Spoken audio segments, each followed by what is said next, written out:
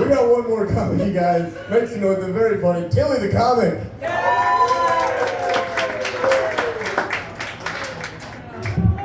That's always a fun one to follow, right?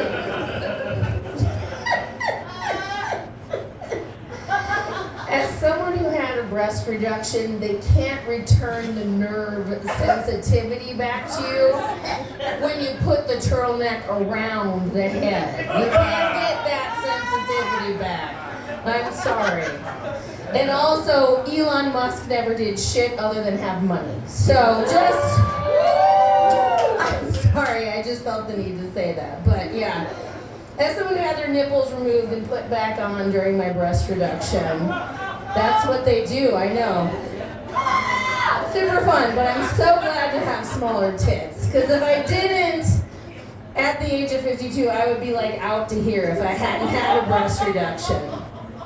Because I'm one of those fun people that whenever I gain weight, it goes to my boobs first, which so many tiny titty women were like, oh my God, I'm so jealous. I mean, no, you're not, trust me. You didn't live through that.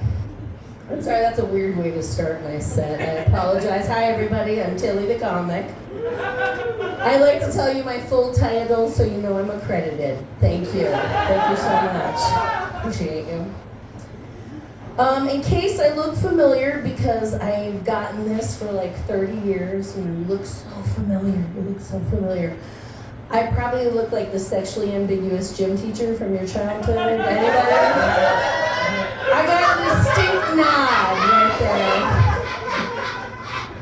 I hate that joke because it hits every time. And I wrote that 7 years ago.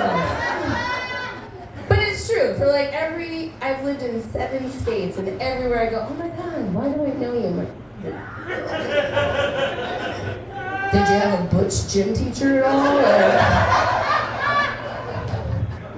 Yeah? Okay, that's why I ring a bell. Ding, ding, ding. I know that's surprising coming from someone dressed like myself right now. I know. I am the height of girliness. I realize that.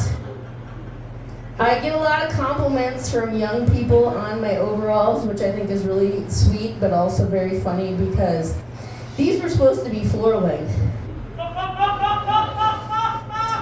You know the old adage, measure twice, cut once?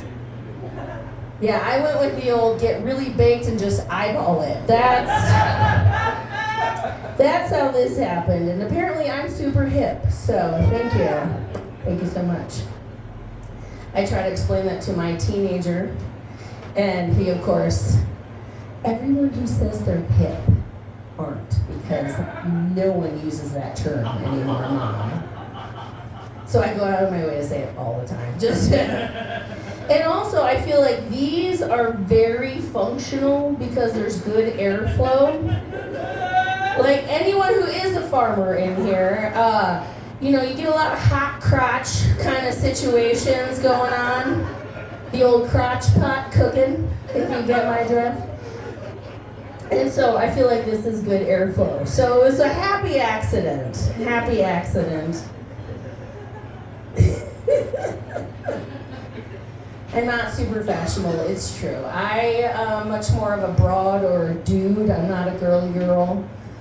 I consider myself a non-binary, which means I like to have sex with dudes, but occasionally I get mistaken for one. Yeah? Okay. It's true, I was misgendered once, and, more than fucking once, but this one time that stood out to me was this 60-year-old white man said to me, "Yes, sir." My nipples got so hard, like with power, just like, "Yes, sir." Bing! Like, who's the oldest white dude in here? Is this how you guys feel all the time? Like, no wonder they're holding on to power so tightly. Like, what a rush, you know? Yes, sir. Fuck yeah. I I'm non-binary and I decided I will answer to she, they, and yes, sir. Like that's, I'm good. I can cover that. That's fine. I actually came out as non-binary in my mid-40s, like you do. And it happened the way that it does naturally. A gay friend told me. So for everybody who are like on the far right, like, we knew it! You talk to one gay person, instantly you become a queer. Now, as the way he explained it to me, it was just like, you know, you were a tomboy growing up. I was like, yes, very much so. You were called a butch gal? Yes, occasionally, just once or twice. It's like, you're non-binary. It just means you're equally comfortable with the masculine and feminine side. I was like, oh yeah, that fits. I feel comfortable with that. And because of this, as I've grown older, I've leaned more into the masculine side of my personality, gotten more comfortable with it. And I like to think that makes my husband gay. Thank you. Thank you so much. He hates this joke. Hates it. He also doesn't like it when I try the butt stuff. Just like, stop, honey, stop. Come on, bro. It's totally natural, bro.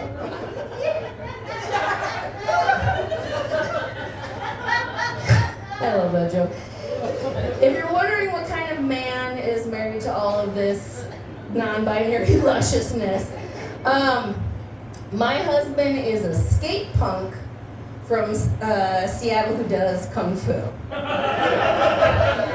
So like in your mind, picture like, you know, just an average height, like Bruce Lee, who's white, has more tattoos, worse posture and less discipline, if that's kind of...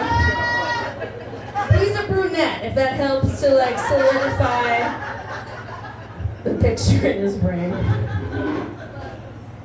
It is funny driving down here. It was kind of a spooky night. The fog, everything was kind of spooky and kind of got me in the mood. I want to tell you all a spooky story, if you don't mind. Is that good? So, the story starts.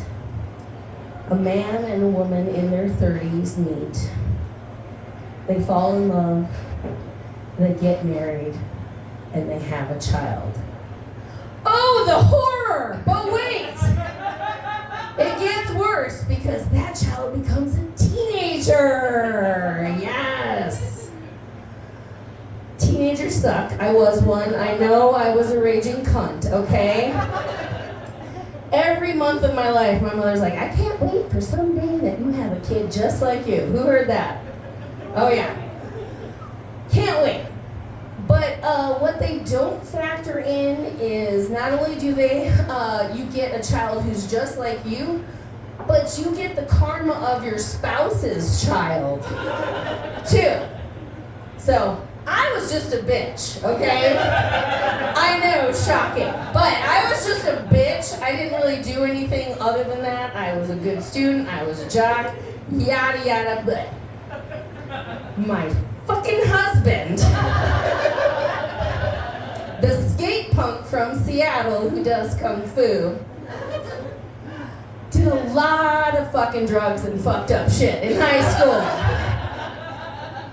So that bitch cursed me to a karma that is not even my own, okay?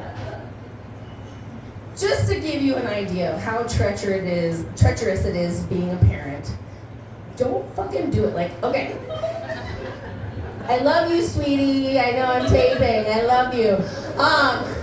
Don't fucking do it, okay? It takes a lot of fortitude, okay? And they're just so annoying. That's also just another thing. I'm sorry, I just have to be real with the younger generation because our parents and their parents before them were like, oh, it's such a beautiful thing. No! It is not beautiful. It is ugly, it is messy, and you fucking will hate yourself for it, okay? Sorry, it's been a fucking week, okay? I'm just... He's going like, Jesus Christ, this is a serious... I can't afford therapy either, just like other comedians. I'm sorry, this is it. I love you all, I appreciate you. Being a parent, I feel like I'm trying to create an idea of it. Being a parent to a teenager is like being a warden of a prison, but also an inmate.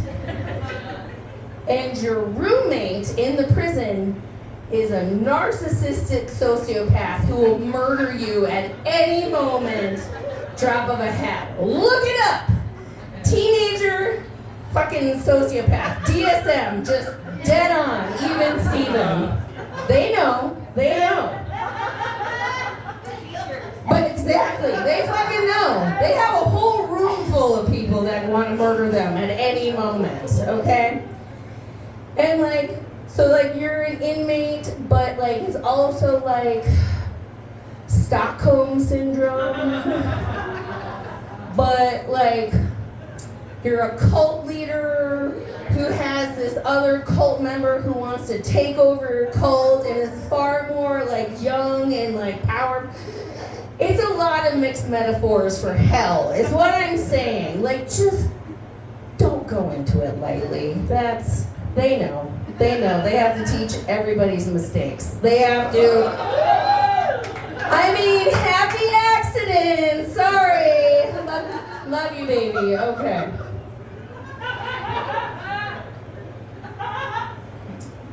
I became a mom at 37, so I'm a little bit more realistic than the young ones, okay? I am a geriatric pregnancy, yes. At 37, I was a geriatric mother-to-be. Gotta go part the gray flaps for... No. So dumb. I'm at 37, of course, and with every checkup, they love to tell you, just so you know, you're old, and this baby's probably going to have birth defects. Thank you! Oh my God! So excited! Rolling the dice. Thank you. So what I would like to tell them every checkup is just so you know, this baby's probably going to have fetal alcohol syndrome. Let's be honest, right? When you're growing an alien inside you, you need a margarita every now and then. Just occasionally. Don't worry, he's fine-ish. He's fine. I actually had him at 42 weeks. Yeah. For all you penis havers, that's exactly the reaction you're supposed to have. Because they don't let women go to 42 weeks because the placenta's breaking down. And that's what she said. And she's like, oh, gotta get him out this week. The thing that's housing him is just giving up the ghost. It's like, well, of course. It's dust, right? I'm geriatric. And of course, at 42 weeks, emergency C-section, like you do. At the beginning of a new insurance year, you know, like you do. Even worse, he wasn't fucking free. God damn him. And he had the cord wrapped around his neck 4 times. Yeah, so apparently we both wanted to kill ourselves at that point. He'd been in there so long. You can see why I still resent him 15 years later. Just a little bit of anger there. I'm sorry. He's so dumb. Being a parent to a teenage boy, like, guys, you just are so gross. Like, you're so gross. Like she said, like, just rappers anywhere. The fun thing about being a parent to a teenage boy is walking into their bedroom, realizing that there's just garbage, of course, everywhere, and that 90% of it is Kleenex. Yes, and you know they don't have a cold or allergies. God. And instead of, like, saying what you want to say, you're just like, hey, buddy, could you please pick up your garbage? It's getting a little kind of gross, getting a little smelly. But what you really want to say is, will you pick up your fucking jizz wads, you fucking troglodyte? Like, What is wrong with you? Some poor woman or man is going to have to deal with your bodily fluids at some point. I don't want to be that person at this point in time. I'll end on this note. When my son was about 5 years old, he was running from bath time to his bedroom naked, just cute. And I said the super cringy thing that moms sometimes say, which is, watch out, wiggly wiener alert. In 2025, it's not as cute as it was. 2026. It's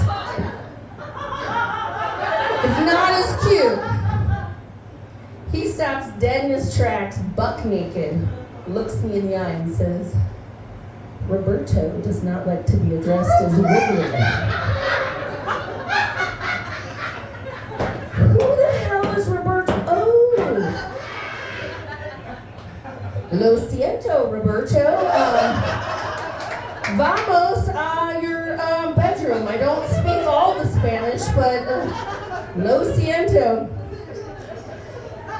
My main question is, how does a white ginger get a Latino penis name? Was it Dora the Explorer all those years? Shit, was it the Margaritas? That's my time, everybody. Thank you so much. Give it up for Jack. Tilly the Comic, everybody. Guys, thank you guys for coming out.